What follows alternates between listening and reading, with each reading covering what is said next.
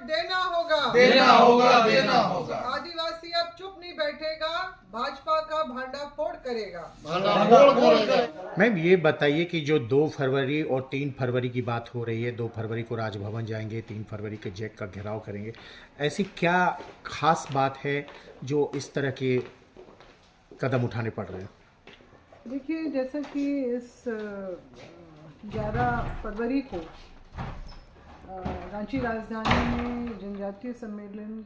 के आयोजन की घोषणा इस राज्य के पूर्व मुख्यमंत्री और वर्तमान में जो झारखंड विधानसभा के नेता प्रतिपक्ष हैं बाबूलाल मरांडी जी के द्वारा की गई। उन्होंने एक फहरिस्त जो जारी की कि भाजपा ने किस तरह से आदिवासी हित के समाज के हित के लिए काम किए हैं। उसमें उन्होंने सबसे पहले तो एक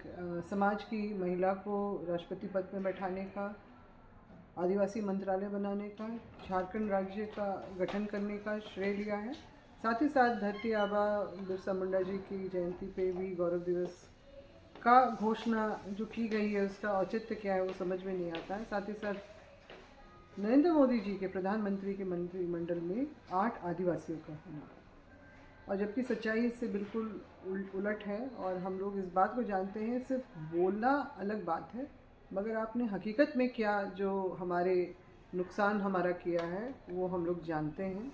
और जहाँ एक तरफ ये सारी बातें हैं, वहीं पर इन्होंने आदिवासी समाज का लिए क्या काम किया है। हम लोग इस विरोध प्रदर्शन जो हम लोग 2 मार्च को करेंगे बापू वाटिका से लेकर राजभवन, और फिर वहाँ पर जो विरोध प्रदर्शन होगा उसमें हम सभी अपने वो आदिवासी भाइयों बहनों और जो भी वहाँ पर सम्मिलित होंगे उनके द्वारा उनको ये जानकारी देंगे कि भाजपा ने असल में हमारे साथ जिस तरह का काम किया है वो माफ़ी योग्य नहीं है। सबसे पहले तो जो हमारे अपने आदिवासियों की जो अपनी विशिष्ट पहचान और हमारी जो अपनी सभ्यता संस्कृति के आधार पे जो हमें कॉलम कोड ब्रिटिश काल से लेके आज़ादी के बाद भी जो हमारे साथ 2011 तक रहा, 1951 से शुरू होकर 2011 तक जो अन्य और अदर्स का जो कॉलम कोड रहा, उसमें देश भर के आदिवासी अपनी अपनी पहचान जो है दर्ज कराते आए हैं। मगर आदिवासी हिंदू ही तो है और इसलिए अलग से कॉलम कोड कर क्यों, और सरना सनातनी एक है, ये बोलते बोलते आरएसएस बीजेपी वालों ने जो है हमारा ये कॉलम कोड ही हटा दिया है। तो इस देश के नागरिक का होने का जो अधिकार हमारा इस कॉलम कोड के द्वारा जो दिया गया था उसको पूर्णतः ख़त्म कर दिया है। जब एक तरफ हमारा अस्तित्व ही इन्होंने ख़त्म कर दिया, हमारी पहचान जब मिटा दी है, तो फिर इस तरह के जो उपलब्धियों को गिनवाने का इनका क्या मतलब है। तो ये सब झूठ है, फरेब है, छलावा है। और ये फिर अभी जो आयोजन, ये अभी बस लोकसभा का आम चुनाव बिल्कुल सर पे है, और इस समय में इस आयोजन का करना और ये इन बातों का जिक्र करने का मकसद ही है कि आदिवासी वोट लेना। तो फिर आदिवासी तो वोट दे देगा, उसको ये ज़्यादातर लोगों को ये जानकारी ही नहीं है कि हमारी आदिवासियत को ख़त्म कर दिया गया है, क्योंकि बतौर आदिवासी अब इस देश में हमारी जनगणना नहीं होगी अगर हमारा कॉलम कोड वापस नहीं किया जाता है। और इसीलिए इस चीज़ को, जो इस झूठ का जो सम्मेलन होगा उसका पर्दाफाश करने के लिए ही हम लोगों ने इसका विरोध हमने आज इस प्रेस कॉन्फ्रेंस के द्वारा, और 2 फरवरी को जो है हम अपना जो जुलूस और मार्च पास्ट करके और अपना विरोध प्रदर्शन करके इसको हम लोग पूरा करेंगे। 4 फरवरी को जो आदिवासी एकता रैली हो रही है डिलिस्टिंग नहीं होने के समर्थन में, 24 दिसंबर को जो हुई थी डिलिस्टिंग को लेकर, उसी के देखिए, डिलिस्टिंग का भी ये बस खेल खेला जा रहा है, ये ज़्यादा कुछ नहीं है। जो हमें तो डिलिस्ट कर दिया है, हमें तो सूची से ही हटा दिया ना। जो कोड के बतौर जो हम लोग शामिल थे, इस देश के नागरिक का, एक आदिवासी की जो अपनी अलग पहचान थी, वो डिलिस्ट कर दी गई है। एक्चुअली वो डिलिस्ट कर दिया गया। उस चीज़ से ध्यान भटका के, धोखा दे के,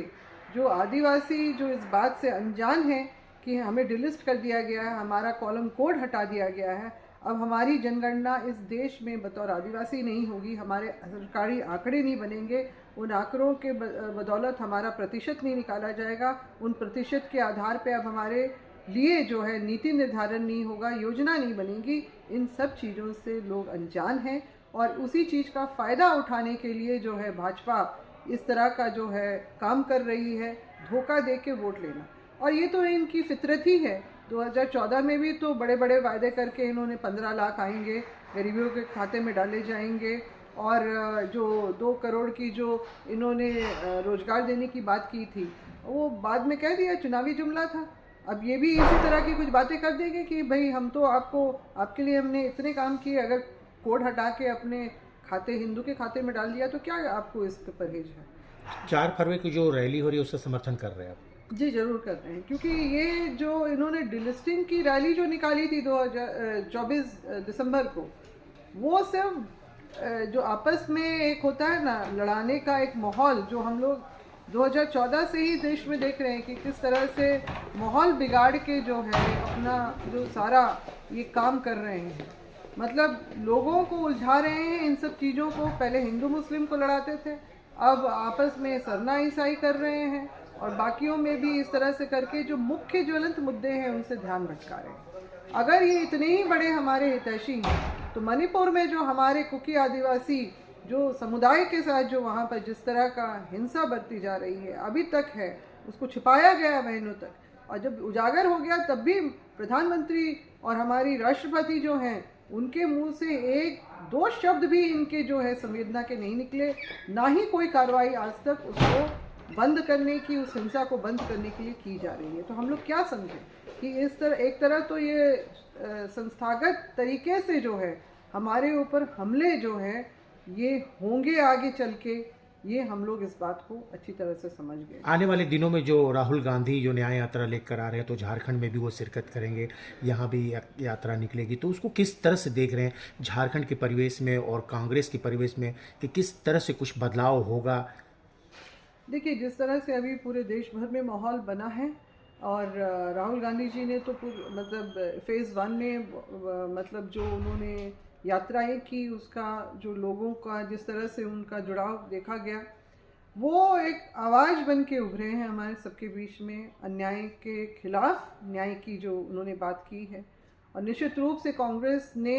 अभी तक जिस तरह का काम किया है वो लोकहित में ही किया है, ये स्पष्ट रूप से है। जो आपका भूमि दो मतलब चाहे वो आपका पेशा कानून की बात ये हो, फॉरेस्ट राइट एक्ट की बात हो, या फिर शिक्षा का अधिकार, या खाद्य सुरक्षा बिल, या फिर 2013 का जो भूमि अधिग्रहण बिल, जिसको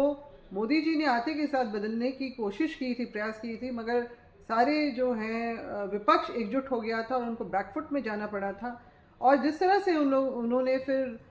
यहाँ पर झारखंड से, क्योंकि यहाँ खनिज संपदा बेशुमार है, 40% बोलते हैं देश भर का यहाँ पर है, तो इनकी नज़र यहाँ पर भी है। अडानी जो उनका जो गोड्डा में भी जो पावर प्लांट को वो इस्टेब्लिश करने के लिए, स्थापित करने के लिए 2016 में ही जिस तरह से लोगों के साथ बर्बरता की गई थी, और फिर अभी हंसदेव का जंगल को भी जिस तरह से बेरहमी से काटा जा रहा है, ये हमारे नैसर्गिक संपत्ति जो है उसको नष्ट कर रहे हैं अपनी जेबों को भरने के लिए। अपनी पूंजीपति जो साथी हैं, जो उनके फाइनेंसर हैं, मेन फाइनेंसर हैं, वो खुद तो कहते हैं कि मैं भ्रष्टाचार के खिलाफ हूँ, मगर ये इतना बड़ा भ्रष्टाचार और ये इस तरह का कारनामा जो हो रहा है वो हम लोग सब समझ रहे हैं। जो बेरोजगारों की जो है तो कमर तोड़ महंगाई है, अभी आपका बेरोजगारों की इतनी बड़ी फौज खड़ी हो गई है, और जिनको अभी नौकरी में भी लगाया जा रहा है तो कॉन्ट्रैक्ट पे लगाया जा रहा है। हमारे सरकारी संस्थान जो बहुत लंबे समय से इस देश में स्थापित रहे हैं उनका निजीकरण किया जा रहा है, एयरपोर्ट नीलाम किया जा रहा है, रेलवे को भी जो है प्राइवेट हाथों में दे दिया गया है। हम देख रहे हैं किस तरह की वहाँ पर भी अव्यवस्था दिन पर दिन है। मैं तो कई बार जब ट्रेन से सफ़र करती हूँ तो मैं अपने आप को रोक नहीं सकती हूँ ट्विटर में कमेंट करने के लिए, क्योंकि इतना बुरा हाल करके रखा है सब जगह व्यवस्था। आपने हर चीज़ का टिकट का दाम बढ़ा दिया है, मगर आपने सुविधाएं घटा दी हैं। तो इस तरह की जो चीज़ें हैं, और लोगों को लगातार ये जानबूझ के है, ये जो डिवाइड एंड रूल वाला जो पॉलिसी है, और धर्म की चटनी चटा दो और लोग उसी में व्यस्त रहें, मगर उनको असली जो नुकसान होने वाला है इस देश की जनता को, ये तो मैं कहूँगी सिर्फ आदिवासी हम लोग तो अपने हक अधिकार के लिए आज खड़े हुए हैं, मगर ये बात भी मैं बोलना चाहूँगी कि इससे हिंदू भी परे नहीं है। हिंदुओं को भी इस्तेमाल किया जा रहा है अपनी जो है जो मंशा को पूरी किए जाने के, उनको भी अयोध्या में फंसा दिया जा रहा है, उनको भी कहा जा रहा है कि आपका हम इतना बड़ा उद्धार कर दे रहे हैं। भगवान आस्था अपनी जगह पे है, मगर उससे किसी का ज़िंदगी नहीं चलती है, उससे ना अर्थव्यवस्था बदलती है, ना ही देश की परिस्थिति बदलती है। वो एक धर्म अपनी एक निजी एक बात है, और उसको जिस तरह से टैग करके सबको, पूरे देश को इन्होंने उलझा के रखा हुआ है और अपना जो एजेंडा पूरा कर रहे हैं, ताकि इनकी जो है मंशा जो इस देश को लूटने खसूटने की है वो पूरी हो जाए। और राहुल गांधी जी आएंगे यहाँ पर, और उनका भी इंतज़ार हम लोग कर रहे हैं। हम उनकी न्याय यात्रा में जो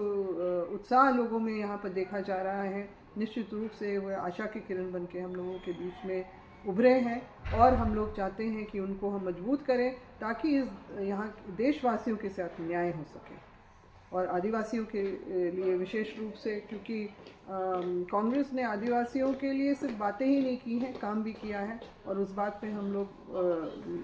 विश्वास करते हुए उनको हम लोग पूरा समर्थन देंगे। और हम लोग चाहेंगे कि बहुमत में कांग्रेस आए, और कांग्रेस के हाथ में बागडोर रहेगी तो निश्चित रूप से ये देश बचेगा। ठीक है, हाँ। लंबा हो गया, वही हमको नहीं, ठीक समझ है, में आया। पूरा